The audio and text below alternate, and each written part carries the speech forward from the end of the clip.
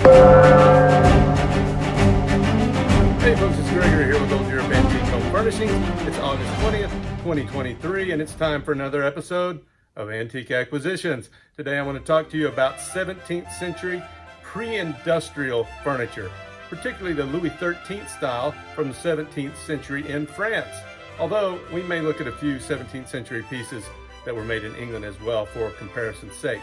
But behind me, you see a Louis XIII period cabinet. So let's start there.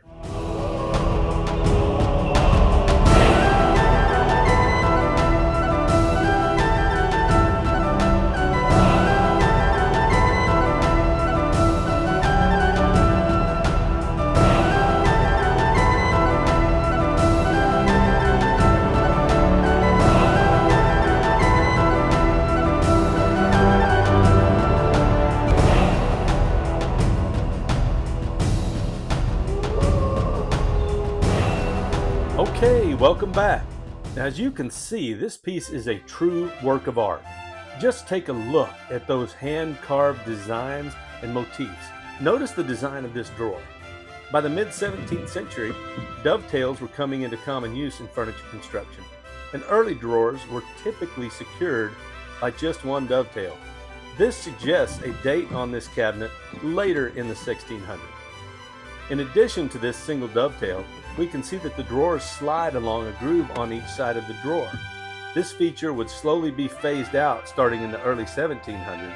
It was quite common. In fact, it was the norm prior to that.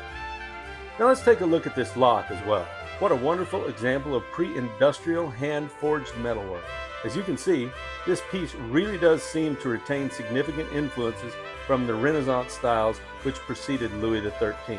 This piece was made almost 400 years ago in France during the reign of King Louis XIII. He was born on September 27, 1601, and his reign spanned from 1610 to 1643, and this is the period we call the Louis XIII period. He was the son of King Henry IV and Queen Marie de' Medici. Marie was from a powerful family in Florence, Italy.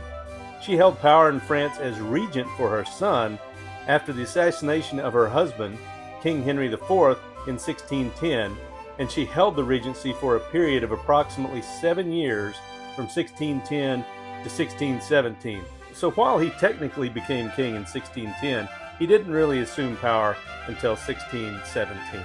All right, now behind me is another Louis XIII style piece.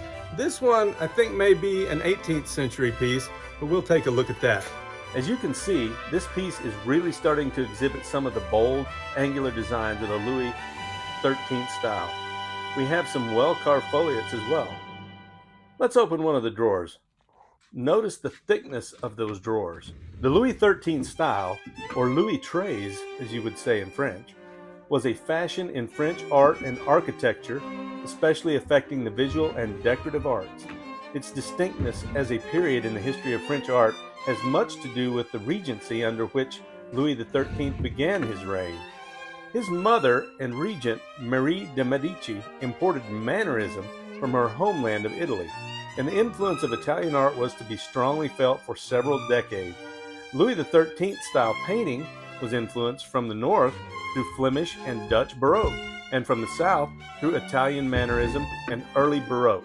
Characterized by strength and solidity, Louis XIII furniture stands as a testament to its time. In contrast to the delicate curvatures of the Renaissance, this furniture embraced straight lines and geometric shapes. Bold rectangles and squares became the foundation of its design language. You cannot find a better example of hand-chamfered wood than this. Just beautiful. The back of this piece really does show its age. The final piece that's Louis XIII style is right there. Carving was a hallmark of fine craftsmanship. It still graced Louis XIII furniture, albeit with a new approach. Another lock. Look at the beautiful dovetail, significantly more refined than what we saw in the first piece, and there is no peg in it as we saw in the first one either. Angular and less intricate carvings adorned these new Louis XIII style pieces. They featured motifs like guilloche patterns, acanthus leaves, and scrolling forms. These designs were both visually appealing and pragmatic.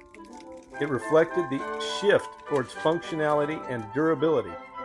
Wood selection was crucial to the Louis XIII style. Sturdy oak, walnut, and chestnut were the preferred materials chosen for their durability and resilience. Just look at this carved bust. Now that's impressive. We must be getting further into the 18th or early 19th century on this one. Okay, behind me now you can see an English piece from the 17th century, and let's take a little closer look at that one as well. The provenance that I got with this cabinet suggests that it's a late 17th century English Westmoreland or North Yorkshire oak court cupboard.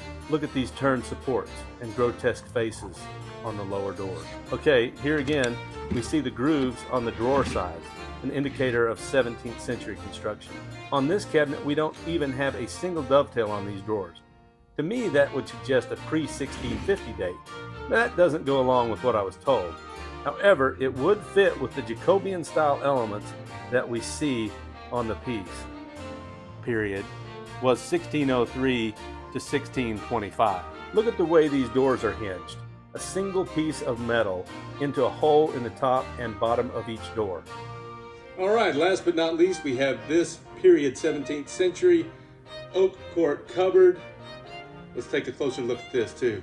Now this appears to be a period Elizabethan oak court cupboard from the late 17th to early 18th century. The Elizabethan period was 1558 through 1603. But look at the carving on this piece. A hand-wrought handle and those carved baluster supports. This might actually be one of my favorites. It's in really outstanding condition too. Before we move on, let's take a look at the back. Okay, well since we're talking about some true antiques today, I thought I would finish up with some quick video footage of these last two items. The first of these is this late 1600s to early 1700s English oak settle. Wouldn't it be amazing to know all of the people that have sat on this bench and where it spent most of its life? I just wish that we could have a video documenting its history and life. Now this is the last piece for today's video and probably one of the oldest items here in the shop. This is a 16th century choir stall. How do I know that, you may ask? Well, fortunately, there's a plaque on it that tells me. I'm assuming at some point it was probably donated to a museum, and that's when they put the plaque on it. Can you imagine? This stall may have actually been in use while Columbus was still alive. I mean, that's just shortly after the New World was discovered by Europeans. One last look at the back here before we go. Hand chamfering. I mean, the age on this piece really is undeniable. All right, my antique loving friends, that's going to do it for this episode. I hope you've enjoyed it. Please do hit that like button and subscribe to the channel because there will be a lot more antique related content coming soon. Thanks for watching, and we'll see you next time.